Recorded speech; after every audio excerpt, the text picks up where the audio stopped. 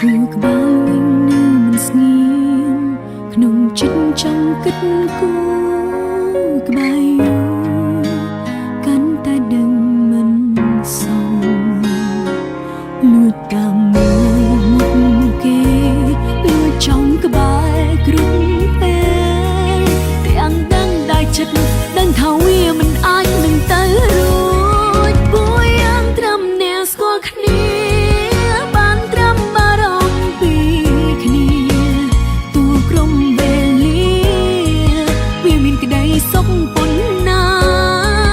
អោបានត្រឹមតែស្រមោលចង់ក្រោយខ្លាយទៅជាការចង់ចាំឈឺចាំមិនអាចនិយាយរៀបរាប់ពីฉันដែលស្រឡាញ់ឲ្យគ្នាដឹងប្រើសិទ្ធត្រឹម